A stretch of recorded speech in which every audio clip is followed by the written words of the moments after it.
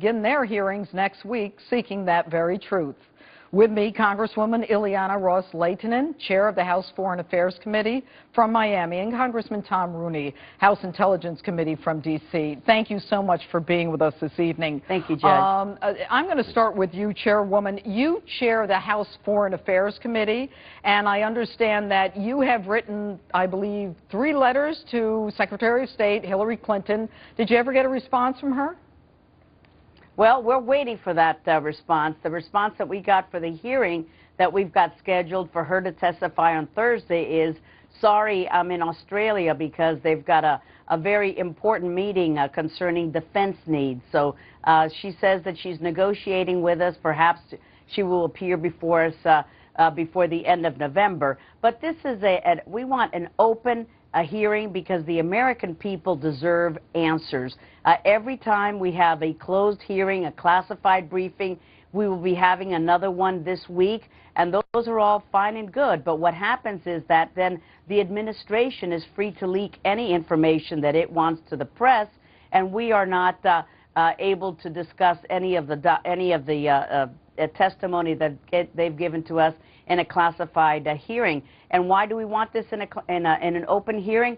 4 Americans were killed in a terrorist attack, in a coordinated terrorist attack, and we know from cables that you've brought on your show, Judge, that said that 1 month before this September 11th attack, already the consulate in Benghazi was telling the Obama administration, hey, we do not have a good security situation here. It is deteriorating badly. We have trained camps, 10 of them, around our consulates. They're Islamic jihadists ready to kill us, and yet the administration does nothing. 4 Americans die, and the Secretary of State is busy in Australia. The problem is that not only did the congressman, through cables, and you're referencing the August 16th cable, but right up until the day he died, he asked for help. And this whole thing, and I'll go to you, Congressman Rooney, the whole thing about saying that Libya has been normalized and therefore we don't need all the security that we did need.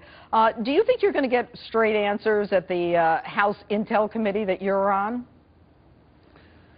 Well, I hope so. I mean, certainly the week has been thrown on its ear with the announcement on Friday, but I do believe that we've had a very good working relationship with the intelligence community over the last several years, and I think that the information that we get and we have gotten has been adequate. And I do believe that when you see the facts come out, at least I'm hopeful that the intelligence community is not going to be the problem here. It's going to be other elements that you know, that the chairwoman's probably going to have to deal with. But I mean, there's a lot of unanswered questions here that need to be addressed. What are the elements? What are the elements that you're referring to, Congressman?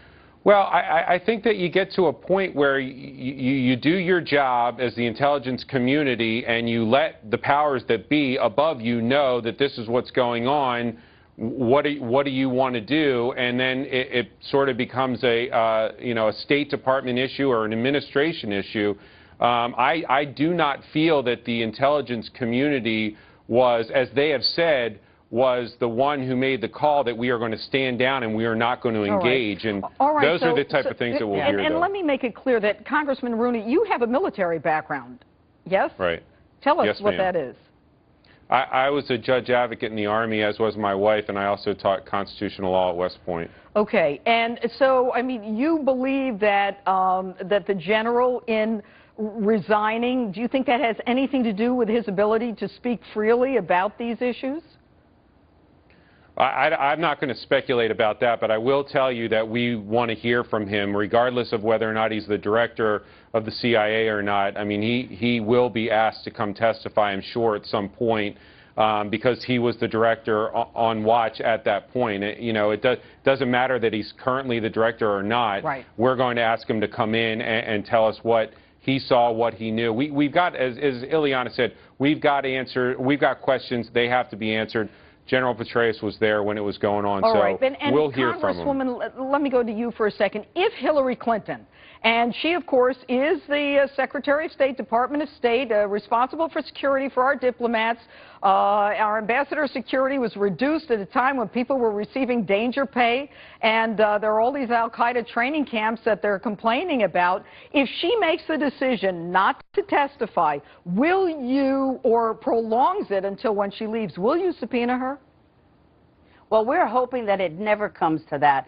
We're going to be hearing in our Thursday hearing, we're going to be hearing from security officers.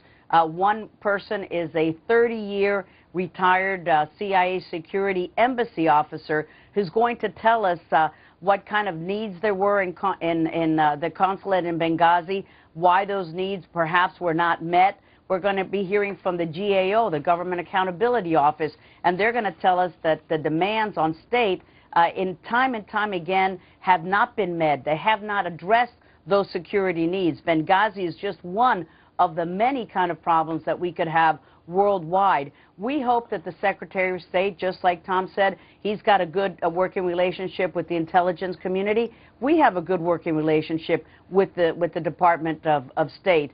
But when Jay Carney, the White House spokesman, says that this White House has been cooperating with Congress all along on Benghazi, that is an out-and-out lie. And what we've seen from this administration and the State Department is cover-up and deception. And that's why we would like not just this private hearing that we're going to have on Friday. We want an open hearing, right, because the American public deserves it. And Secretary Clinton, I am optimistic, will come up and will meet our request, and she will be appearing before us by the end of November. All right, just very quickly, because I got to wrap right here. Congressman Rooney, have you seen court-martials for adultery? You think that's a possibility?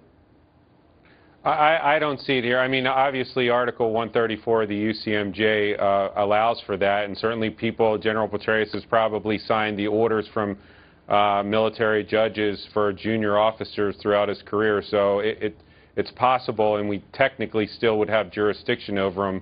But I mean, I don't see them reaching back and pulling them up to charge them with adultery at this point. But it's certainly something that we have for good order and discipline and conduct becoming an officer in the military. But I don't see it happening. All right. Well, Congresswoman Ros Lehtinen and Congressman Rooney, thank you both so much, and hopefully we'll get some answers next week because, as you say, the American people deserve to know. Hope springs eternal. All right. Hope springs eternal. That's my line. I agree with you. And up next, a former Defense Department official